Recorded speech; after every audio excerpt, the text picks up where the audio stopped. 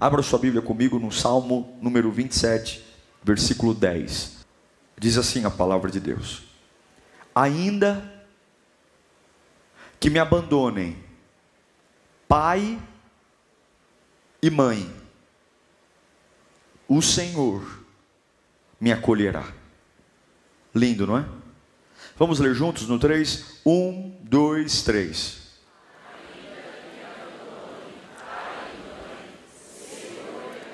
Um pouquinho mais alto. 1, 2, 3. Ainda o Senhor.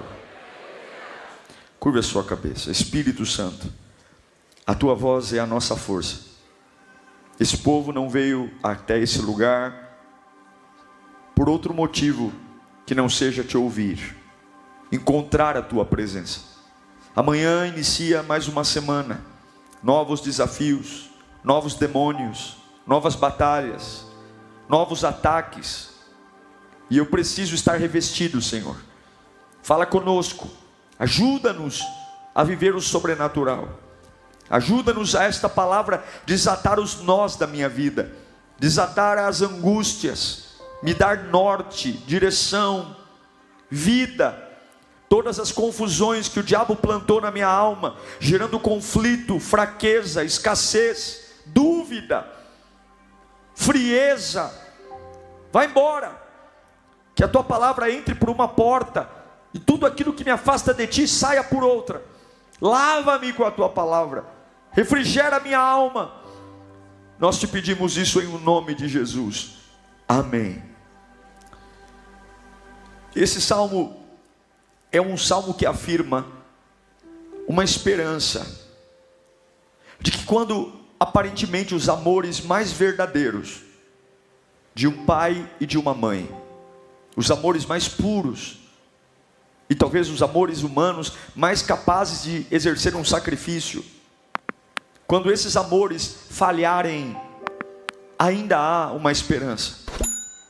Há um amor que, de uma forma que eu não sei explicar, ele não me deixa morrer, ele não me deixa enlouquecer, ele não me deixa quebrar. Por mais que alguns justifiquem os baques da vida como sendo os responsáveis pela degradação da sua mente, a degradação do seu espírito, e dizem: é por isso que eu estou na fossa, bebo remédio, tento suicídio, é por isso. Mas esse texto deixa claro que quando os amores mais poderosos, porque um amor de pai e mãe é algo diferente, talvez seja o amor mais próximo ao amor divino, muito longe em proporção, mas muito próximo.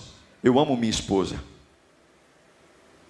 amo, mas o amor de pai é um amor de cuidado, é diferente, é diferente.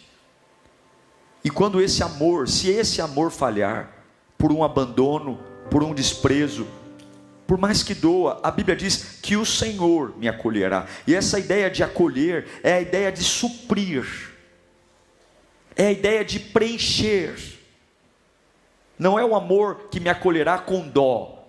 Vem cá, seu coitadinho, vem cá, seu bastardo, vem cá, seu órfão. Não, não, vem cá para você seguir sua vida normalmente. Aquilo que aparentemente para muitos seria uma interrupção, um choque, dizendo: essa pessoa nunca mais vai seguir em frente. O salmista nos diz: não, que Deus vai te acolher e que você vai sacudir a poeira, e mesmo tendo um baque, você vai seguir em frente. Irmãos, evangelho é sobre seguir em frente. Por mais tragédia, por mais angústia, por mais surpresa, evangelho tira todas as nossas desculpas de andar mancando, de andar mais lentamente, de passar a vida deitado. Evangelho é sobre seguir em frente. Tome a sua cruz e siga-me. Agora, a solidão é algo que assusta, e a mãe da carência é a solidão. A gente tem pavor, todo ser humano tem medo de ficar sozinho. Eu já ouvi pessoas dizendo: nossa, cobrando dos filhos: olha, quando eu envelhecer, não me coloque em casa de repouso, eu não quero ficar internado. Nós temos medo de ficar só, medo, e muitas vezes esse medo nos destrói tanto, que para não viver a solidão, a gente joga os nossos critérios no chão. A gente começa a se envolver com pessoas e com atividades que não tem nada a ver com a gente, que não faz nenhum bem para a gente, mas simplesmente pelo desespero de não me sentir só. Esse desespero é terrível, se sentir só. E eu faço de tudo para não me sentir só. Alguns descontam esse sentimento da solidão na comida, outros descontam se sujeitando a humilhações, estando com pessoas que deixam claro que não suportam a sua companhia, mas você prefere estar com alguém que não gosta de você, mas ainda assim está com você, do que ficar só. Você se sujeita a desaforos, se convida para ir na casa dos outros, se convida para ir em festas que fazem questão de dizer que você não é convidado, se oferece. E o que eu conheço de gente que é bicão em festa de outros só porque não suporta. Você já ficou magoado por não te convidarem para ir numa festa? Tem gente que fica, é o maior absurdo que tem. Como é que eu vou ficar magoado se não me convidam? Eu tinha que ficar feliz. Por quê? Porque se a pessoa não me convidou, está deixando claro que a minha presença não faz questão para ela. A verdade liberta. Sim ou não? A verdade liberta. Se a pessoa não me convidou, está tudo bem. Eu já sei que para essa pessoa eu não faço parte do grupo de pessoas íntimos. E não quer dizer que ela me odeia. Significa só que eu não vou contar com ela como um grande parceiro. Por que não? Por isso que eu já não faço festa. E quando convido é pai, mãe, irmão, para não ter esse problema de falar, não convido ninguém. Mas se você não é convidado, eu já vi pessoas se oferecendo para ir em casamento. Quando eu me casei, me lembro disso. Cadê meu convite? Que? Irmão, tá chegando aí. Vai orando. Vou convidar. Nunca vi na vida. A verdade é que o medo da solidão vai gerando carências. E aí, relacionamentos insatisfatórios. E, repito, pessoas que só se toleram pelo fato de não ficarem juntos. Eu já presenciei casamentos de pessoas que não se gostam. No namoro mesmo, você já via que as pessoas não se davam bem, mas elas insistiram em se casar só porque queriam provar para a sociedade que se casaram. Só que quando você se casar, essa mesma sociedade que cobra casamento não vai segurar o seu BO, não vai pagar suas contas, não vai lá aconselhar você. E infelizmente, cercar-se de amigos, cercar-se de festas, cercar-se de trabalhos na igreja, cercar-se de uma agenda extremamente ocupada, não garante que você será livre da solidão. Essa ausência de relacionamentos e essa necessidade de estar com alguém, isso é demoníaca. Isso é demoníaca. O diabo colocou em nós isso. Claro, em Gênesis capítulo 2, versículo 18, Deus deixa muito claro que não é bom que o homem esteja só. Ninguém foi feito para viver sozinho, para estar sozinho. Mas tudo isso aí com limite. Não colocar a companhia de alguém como fonte de sobrevivência. E dizer, olha, essa semana eu não estou legal. Por quê? Porque o fulano não falou comigo. Essa semana eu não estou bem. Por quê? Porque o fulano não responde meu WhatsApp.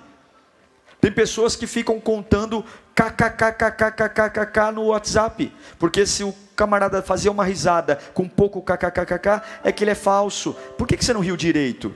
Meu irmão, tá com tempo, hein? Eu fico impressionado como algumas pessoas têm tempo para ficar gastando tempo com bobagem. Nossa, você sempre mandou 4 corações, hoje você mandou 1. O que foi? O que eu te fiz?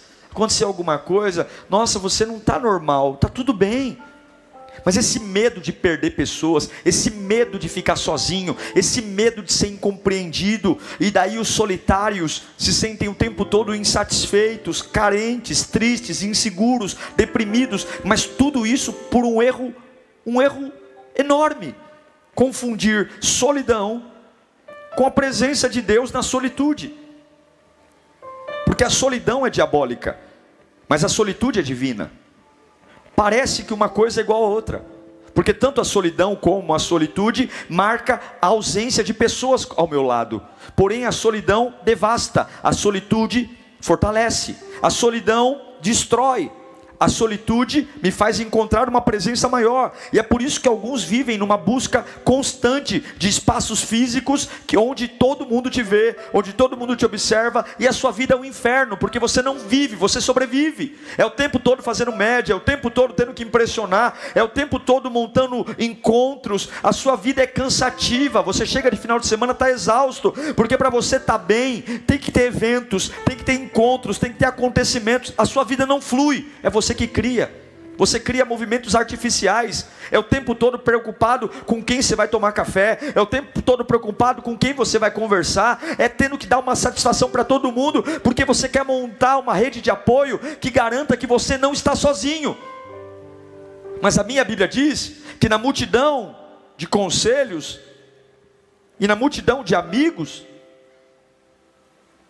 há erros, há pecado. Quem tem muitos amigos, chega à ruína de Salomão. Mas tem amigo mais chegado que irmão. O que a Bíblia diz sobre esse assunto? Sobre carência. A Bíblia diz que toda pessoa solitária, ou todo carente, é solitário. O próprio salmista, no Salmo 25, versículo 16, ele desabafa sobre isso. Ele fala: volta-te para mim, e tem misericórdia de mim, pois estou só e aflito, estou morrendo, carente, e aí começa a ter uma vida superficial, onde bobagens viram coisas relevantes, implica por roupa, implica porque não cumprimentou, fica viajando na maionese, imaginando o que os outros estão imaginando. Nossa, o fulano hoje não me deu bom dia, será que aconteceu alguma coisa? Aí, ao invés de trabalhar, ao invés de produzir, ao invés de planejar futuro, fica revirando a vida, se teve alguma coisa que eu falei que possa ter magoado essa pessoa. Aí pergunta para um, aí fica se torturando, aí começa a viver uma batalha espiritual por uma coisa completamente banal, idiota, que não tem nada a ver, tudo porque se sente só, carente de atenção, cobra atenção. Meu Deus, a coisa mais humilhante do mundo é cobrar afeto. Afeto não deve ser cobrado, afeto deve ser entregue. Nossa, você não me deu um beijo, nossa, você não me deu um abraço, nossa, você não falou comigo hoje. Que é isso? Quem você é? Que porcaria você é? Que lixo você é? Para ficar cobrando afeto? Cobrando atenção? Você acha que Deus te fez para isso? Você acha que a cruz, que foi a maior obra-prima, um Deus, não foi um anjo, foi um Deus morrendo na cruz do Calvário, para você ficar pedindo esmola de atenção? Para você ficar cobrando ligação, que vão na tua casa, que se importem com você, que liguem para você, que se interessem pelos seus problemas? Irmão, com todo o carinho que tem a você, está na hora de crescer. Está na hora de sair dessa imaturidade. Até porque Paulo diz que criança é igual escravo. Embora a criança seja dona de tudo que o pai tem, por ser menor de idade, ela não tem direito à propriedade do pai. O que Paulo está falando? Que uma pessoa que é imatura, ela não recebe as bênçãos do pai. Quando você pega algumas igrejas que não crescem, eu já diagnostiquei isso conversando com pastores, aí você fala: nossa pastor, eu estou nessa igreja e não cresce. É claro que não cresce, o povo só vive debaixo de fofoca. Eu já tive igreja pequena, eu já pastoreei igreja de 10, 15, 20 pessoas. Igreja pequena dá mais trabalho que igreja grande, porque ninguém quer crescer. É um cuidando da vida do outro, é um preocupado com o outro, é um falando da vida do outro, é um fofocando da vida do outro. E quando você é imaturo, Deus não te dá bênção, porque o imaturo é igual escravo, não recebe nada, carente de atenção. É gostoso ser amado, é gostoso ser querido, é gostoso quando as pessoas te valorizam, mas isso não te faz alguém dependente disso. Todo carente, ele se sente desprotegido, ele tem que ser cuidado por alguém. Olha o salmista no Salmo 25, versículo 16. Porque estou desamparado e aflito, é a parte B. Pois estou só e aflito. Em outras versões diz, eu não tenho proteção. Aí começa a síndrome da desgraça. Ninguém é por mim, ninguém me ama, ninguém gosta de mim, meu pai não me ama, minha mãe não me ama. E tem pessoas que você pode provar o quanto for, ela colocou na cabeça que ela não é amada. Ah, todo carente tem a síndrome do abandono. Aí é ciumento, não vive, desconfia de tudo, desconfia da esposa, desconfia dos filhos, desconfia dos amigos. Tem pessoas que são tão doentes que cansa estar perto delas, e muitas vezes a gente só fica perto porque tem dó. E o pior sentimento que você pode ter por alguém é a dó. Tenha ódio de mim, tenha raiva de mim, mas por favor, não tenha dó de mim. Você quer me ver nervoso? Alguém fala assim, nossa pastor, coitado, coitado do pastor, tadinho do pastor. Vai lamber sabão. Eu não sou digno de dó, eu sou digno de glória. O meu Deus é o Deus da glória, é de glória em glória, de vitória em vitória. Mas o carente está sempre abandonado. Olha o Salmo 107, versículo 7. Olha o que o salmista diz, eu não consigo, Salmo 102:7, não consigo dormir, pareço um pássaro solitário no telhado.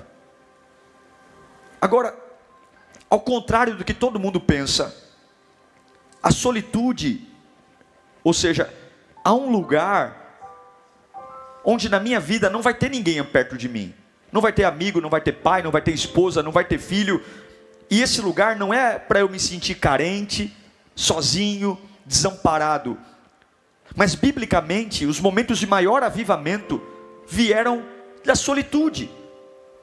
Porque o reino de Deus não é um reino de multidões, é um reino de individual. Deus chama você pelo nome, Deus sabe quem você é. E muitas vezes a solitude, ela é destruída por conta da carência, porque me dá coceira ficar sozinho. Eu não suporto a minha companhia, eu não suporto ficar bem comigo mesmo, eu não suporto ouvir o tom da minha voz, eu não suporto, mas a solitude é onde eu encontro, ou deveria encontrar, a paz de Cristo. E eu acredito com todas as minhas forças, que Jesus nos chamou sim para a solitude, que Jesus nos chamou sim para um tempo, para ficar a sós com Ele, para sermos alinhados, restaurados, avivados, preenchidos. E esse lugar não tem parceria de ninguém, e nesse lugar não tem companhia de ninguém. No dia que nós aceitamos a Jesus Cristo como Salvador da nossa vida, que fomos alcançados por sua graça e misericórdia, Ele veio habitar em nós, e nós não somos desamparados, não somos cachorros sem dono, não, Ele vem morar em nós, e Ele habita em nós, e Ele preenche o nosso vazio, acalma a angústia da nossa alma, controla as nossas situações. Nós não tínhamos onde nos apoiar antes, é por isso que a ansiedade nos dominava, por isso que a depressão nos dominava, por isso que sujeitávamos as pessoas a fazer cocô na nossa cabeça. Todo mundo falava mal da gente, a gente estava lá como um capacho. Pisa em mim, mas não desiste de mim. Pisa em mim, mas deixa eu ficar aqui. Pode me humilhar, mas deixa eu ficar perto de vocês.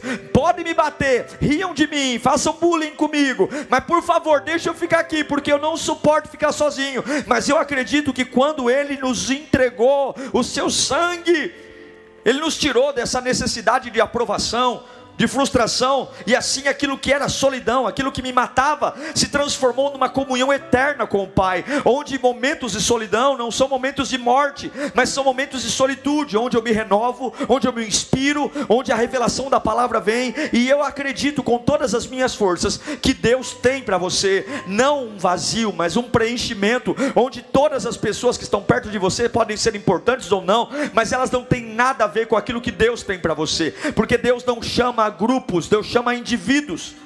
Na cruz do Calvário, a Bíblia diz que Jesus se sentiu sozinho, e nem por isso Ele desistiu. Paulo se viu preso, sozinho em Roma, e nem por isso ele sucumbiu. João passou seus últimos dias de vida, exilado na ilha de Pátimos, onde sozinho ele teve a maior revelação de todos os tempos, a revelação do Apocalipse, e escreveu explicando para todos nós como o mundo vai terminar. Momentos de solidão. E João foi jogado num caldeirão de óleo quente e não morreu. E ainda assim escreveu. Não havia conforto nos homens, não havia abraço nos homens, mas não havia carência, porque a carência vai fazer você rebaixar tudo. A carência vai fazer você jogar os teus princípios e os teus critérios lá no chão.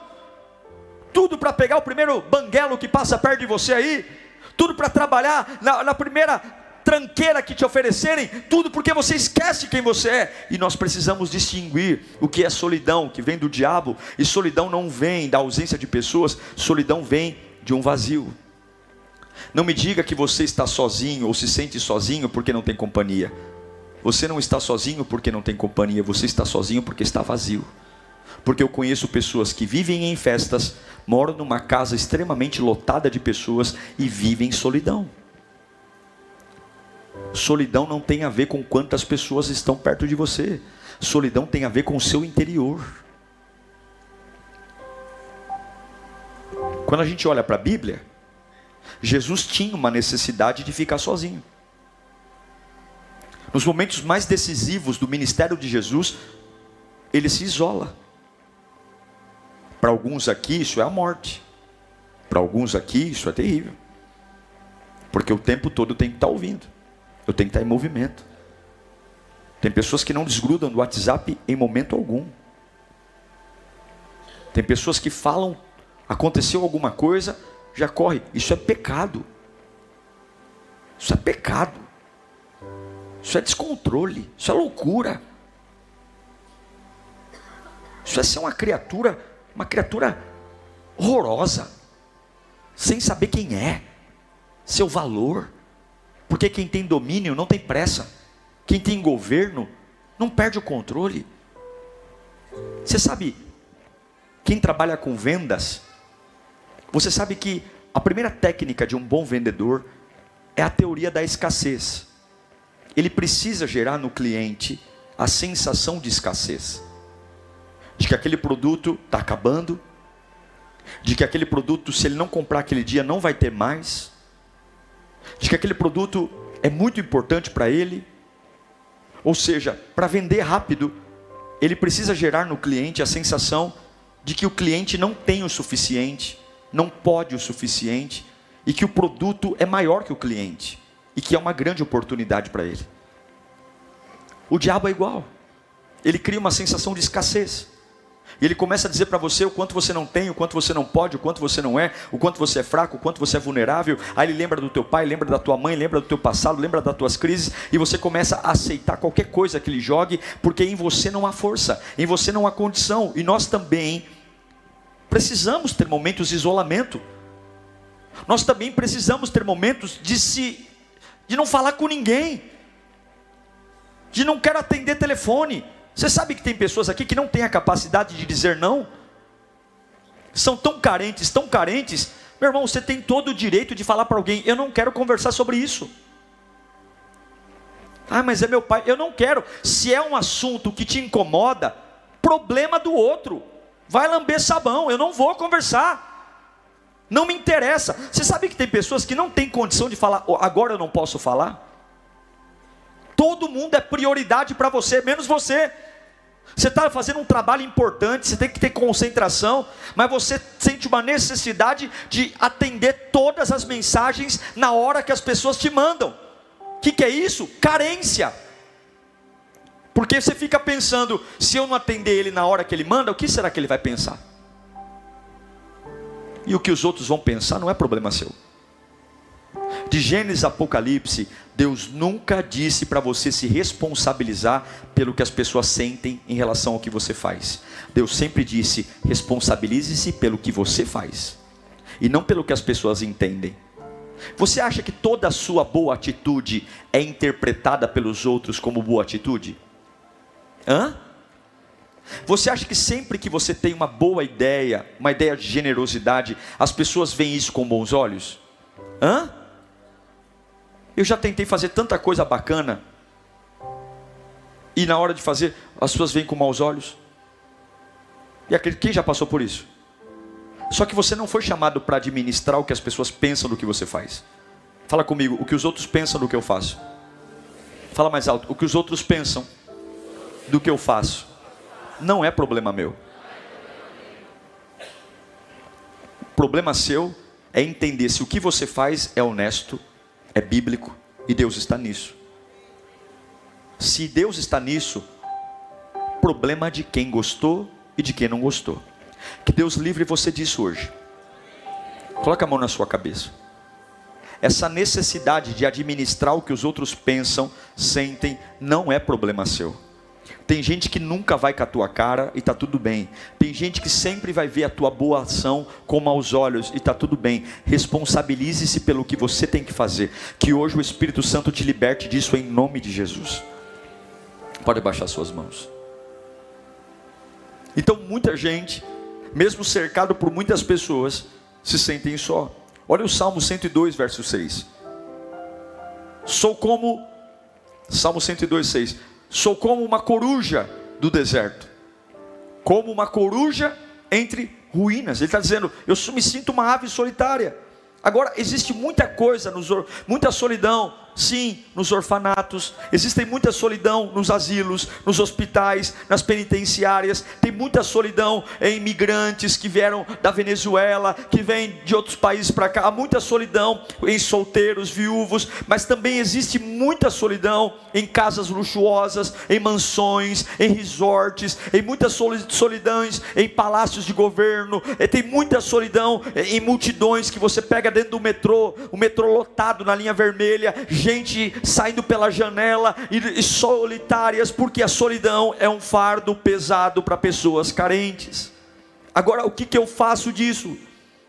Se você não lidar com isso, você vai ser impulsionado a viver no barulho da multidão, a estragar sua vida, a estragar a obra de Deus, a estragar o plano de Deus. E tem muitas informações hoje, rede social, WhatsApp, Telegram, Instagram, onde as pessoas estão disputando atenção, brigando por like, brigando por compartilhamento, brigando por atenção, e tudo isso pela desgraça do medo de ficar sozinho. Mas o próprio Deus disse em Deuteronômio 31:8, olha o que diz. Eu vou ler alguns textos, eu queria que você gravasse na sua alma carente, na sua alma vazia. Você que está segurando um relacionamento, tudo pelo medo de ficar sozinho, tudo pelo medo de... Não, você que está trabalhando num lugar, você está adoecendo. Como é que algo pode me abençoar e me adoecer ao mesmo tempo? Escuta aqui, ó. Tudo que Deus tem para você pode provar você. E o que é provar? Pode arrancar lágrima, pode doer, mas nunca vai te adoecer. Nunca, nenhuma provação te adoece. Pode dar trabalho, pode dar cansaço, mas doente você não fica. Se está ficando doente, não é de Deus. Porque toda provação machuca, mas refina e torna você uma pessoa melhor. Então escuta aqui, porque hoje você vai ter força para preencher a sua alma. E você vai aprender a viver na solitude. Olha o Deuteronômio 31:8. O próprio Senhor irá à sua frente. Quem vai à frente? O Senhor. Ele nunca o deixará, Ele nunca o abandonará. Não tenha medo, não desanima. Toma essa, meu irmão. Deus está com você. Meu pai falhou, minha mãe falhou, meu marido falhou. Eu não vou morrer. Por quê? Porque o Senhor está comigo. Para com essa conversa irresponsável de que minha vida acabou, de que eu estou sem esperança. Cresce, amadurece. O Deus da sua vida está com você. Não despreze-o. Que mais? Mateus 28:20. Jesus disse, ensinando-os a obedecer tudo que eu ordenei a vocês. Quem vai estar com você? Eu deixei um anjo, eu deixei um arcanjo. Olha o que ele diz. Eu estarei com você sempre. Até quando? Até o final dos tempos. até o dia que teu coração bater. Você está na UTI, Ele está com você. Você está viajando, Ele está com você. Você tem dinheiro, Ele está com você. Você não tem. Entenda uma coisa, isso é segurança. É como se Deus falasse: está aqui, ó. Está aqui esse contrato, eu estou assinando com você, eu estarei com você. Nós podemos ter a certeza que momentos sós na presença de Deus, Deus está conosco e Deus está esperando. Quando é que você vai dar esses momentos para Ele? De ter dias que não vai ter ninguém, o celular não vai tocar, eu vou desligar e vou dizer: Senhor, hoje eu vou estar contigo, hoje eu vou rever minha vida, hoje eu vou restaurar minhas forças. A solitude é viver num mundo onde há tantos ruídos, há tanta confusão, e encontrar momentos de calmaria na intimidade com o Todo-Poderoso. É tanta pressão, é tanta gente doente, é tanta gente morrendo, é tanta gente fazendo bobagem, são tantas pessoas acelerando processos que deveriam ter tempo para crescer, é tanta gente buscando qualquer coisa, mas nenhuma solidão resiste ao companheirismo e ao interesse do Senhor Jesus. Quem é que nunca se encontrou totalmente só? Eu e você. Mas toda a solidão, quando Cristo está, se transforma em solitude. Se nós nos relacionarmos apenas com as pessoas, se nós nos relacionarmos apenas com o marido, filho, esposo, pai, mãe, patrão, amigo, nós sempre nos sentiremos solitários, porque todos eles vão falhar conosco, todos eles não vão atender às nossas expectativas. E além de simplesmente não vivermos, nós vamos ter relacionamentos superficiais. Você precisa ter momentos de solidão, de solitude. Não decida por carência, decida por propósito. Se você está sentindo uma necessidade, fala com o amigo Jesus. Não tenha relacionamentos por carência, você vai se perder. Não tenha amigos por carência, você vai se perder. A nossa esperança tem que estar em Jesus. Nossa sociedade nunca esteve tão doente. Aqui, ó. Porque você ganha com a cabeça e perde com a cabeça. Essa sensação de insegurança, medo.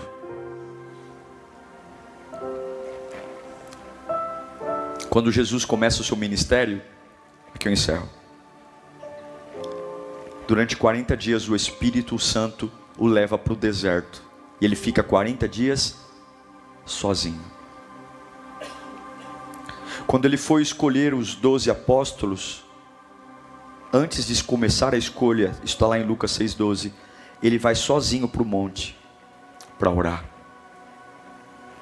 Quando ele sabe da morte de João Batista, que foi decapitado, num momento muito tenso, João Batista era primo de Jesus.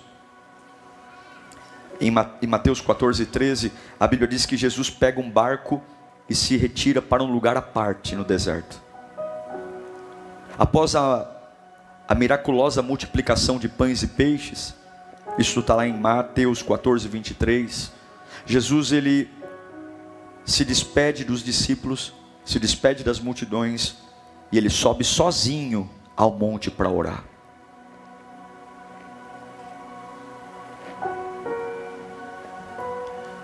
Depois de curar o leproso, Jesus, em Lucas 5,16, Jesus sobe ao monte para orar. No monte da transfiguração, Jesus se isola da maioria dos discípulos e vai orar.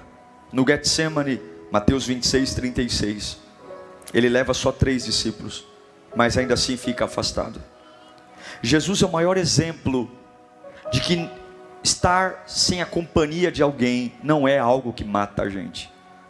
Muito pelo contrário, pode ser o momento do renovo. Talvez a sua vida precisa respirar.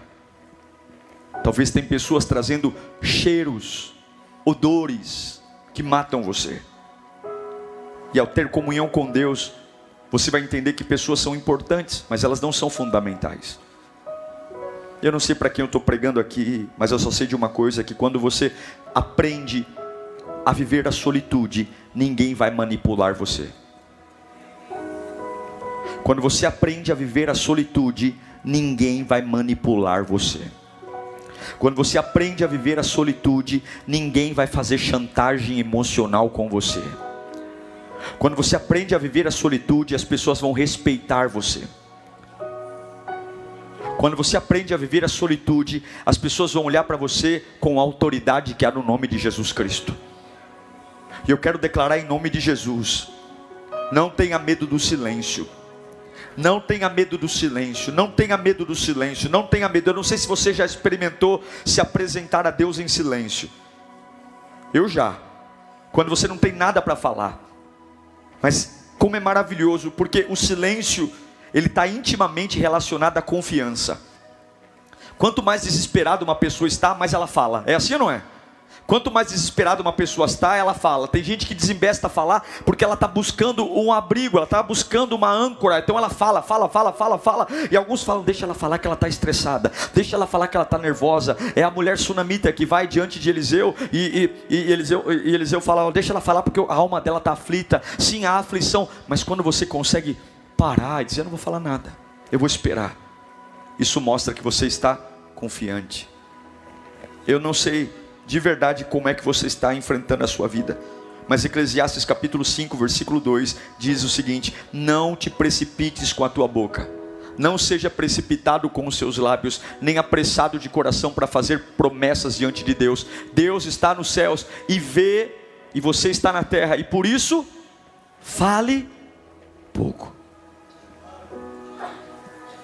Eu sei que o silêncio é traduzido como ausência de linguagem, mas também o silêncio mostra o ato de ouvir. Deus não consegue falar com você porque você não cala a boca. Deus não consegue falar com você porque você preenche a sua vida de pessoas. Deus não consegue falar com você porque você é uma matraca ambulante. Você é um papagaio do capeta. Repete o tempo todo o que o diabo diz: eu vou morrer, eu vou morrer, eu vou quebrar, eu vou enlouquecer, eu não aguento mais, já era. Você não dá espaço, fica em silêncio, cala a boca. Deixa Deus falar com você. A oração não é uma palestra que você dá para Deus. A oração é uma conversa. Você fala e Deus fala. Você fala e Deus responde. Quando é que você deixa espaço para Deus responder? Você fala, em nome de Jesus, amém. É assim ou não é? A oração é uma conversa. Senhor, está aqui minha vida, está aqui minha vida. Senhor, agora fala comigo. Fecha essa boca cheia de dente e espera Ele falar com você. E Ele vai falar, Ele vai tocar. Em nome de Jesus. Hoje é o dia que nós vamos vencer toda a carência. Aos Hebreus capítulo 13 versículo 5, o autor dos Hebreus diz: conservem-se livres do amor ao dinheiro e contentem-se com o que vocês têm, porque Deus mesmo disse. O que Ele disse? Vamos ler no 3 juntos. 1, 2, 3. Nunca e nunca. Então ninguém vai manipular minha cabecinha. Então ninguém vai fazer chantagem emocional comigo. Então ninguém vai ficar me ameaçando, porque o meu sustento vem do alto, a minha provisão vem do alto. A minha adoração não vai ser tocada por manipulação humana. O meu louvor não vai ser tocado por cara feia de ninguém.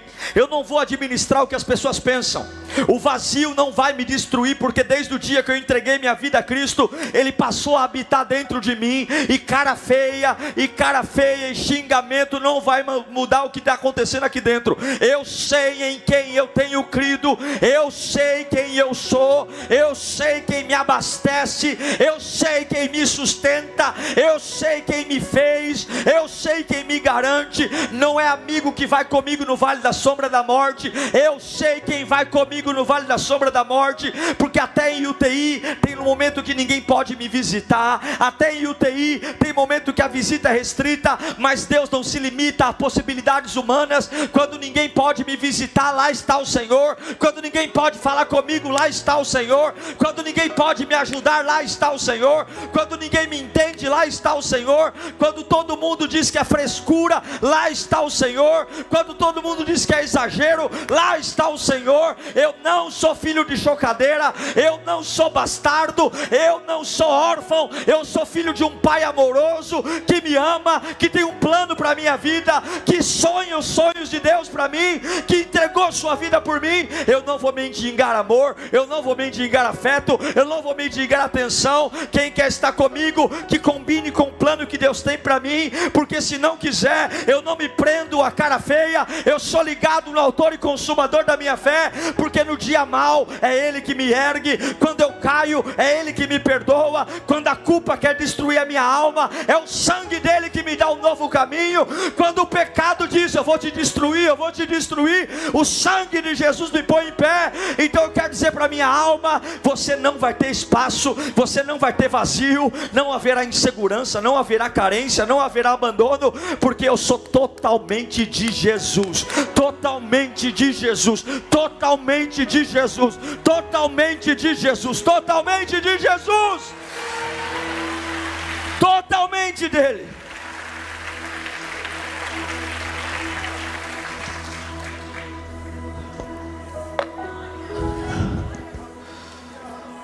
E eu quero encerrar dizendo uma coisa aqui: só existe relacionamento abusivo por causa dessa desgraça aqui.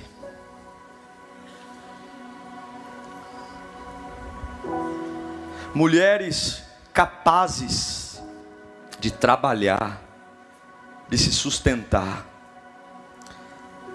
mas por causa de uma mixaria, se sujeitam a estar na mão de um cachorro sem vergonha. Porque eu não tenho para onde ir, pastor. Eu vou dizer uma coisa para você. É difícil falar, mas eu prefiro ser livre debaixo de uma ponte do que morar no meio de uma casa infernal. Você não é alguém qualquer. Comece a entregar a tua vida a Jesus, porque não foi para isso que Ele deu a vida na cruz do Calvário. E qualquer pessoa aqui que esteja debaixo de manipulação, seja ela qual for, profissional, emocional, qualquer pessoa que tenha que viver pisando em ovos. Sabe o que é pisar em ovos? Você não pode ser você, você tem que ser o que o outro quer que você seja. Porque ser você irrita, ser você magoa, ser você, então você vive como um refém dentro de casa. Tem que ser tudo na hora certa, pastor, porque senão em casa o homem vira um monstro. Está na hora de você se dar o respeito. Está na hora de você lembrar que quem sustenta você tem autoridade e poder em suas mãos. E talvez esse vazio é porque teu pai e tua mãe falharam com você. Mas hoje eu digo que ainda que meu pai e minha mãe me deixem, o Senhor nunca me deixará. Se a tua infância te destruiu, o sangue de Jesus hoje te reconstrói. Se a tua adolescência te destruiu, o sangue de Jesus hoje te põe em pé. Põe a mão no seu coração. Fala assim comigo: ninguém vai me manipular mais. Ninguém vai mexer com a minha cabeça mais. Ninguém vai fazer chantagem na minha vida. Eu sou livre. O sangue de Jesus me faz livre. Todo vazio na minha alma, que traz desespero, carência, abandono, solidão, não existe mais. Do alto da minha cabeça, a planta dos meus pés, preenche-me, Espírito Santo. Eu te peço, nesse exato momento, me preencha todo o espaço. Comece a orar pela sua alma, comece a orar pela sua vida. Deus vai te dar força hoje. Você vai ter momentos lindos com Deus, no metrô, dirigindo em direção ao teu trabalho, lavando a tua louça. Você não precisa mais se convidar para ir em festa de ninguém. Você vai ter dignidade.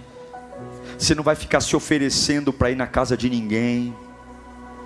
Você não vai ficar se convidando para estar com alguém. Você não vai ficar aceitando as pessoas ficarem te humilhando, deixando claro que você não é bem-vindo no lugar. Mas você, bobinho, prefere ser humilhado estando com eles do que estar vivendo a presença de Deus. Deus está restaurando a tua dignidade hoje. Deus está restaurando o brilho dos teus olhos hoje. Deus está restaurando a autoridade que há no nome de Jesus. Deus está restaurando os seus princípios, os seus valores. Deus está restaurando o teu poder de escolha. Você não vai ser escolhido não, você vai escolher. Você não vai ser escolhido não, você vai escolher. Deus está restaurando o teu amor à vida, o teu amor a Ele. Deus está te dando segurança nesta noite. Segurança para dizer não quando você quiser dizer não, para dizer chega quando tiver que dizer chega, para dizer acabou, para dizer para as pessoas é importante, mas eu não posso falar agora, eu não posso falar agora, liga outro dia, agora eu não posso falar. Mas por quê? Porque eu não posso. Mas eu não quero mais falar com você, então não fale.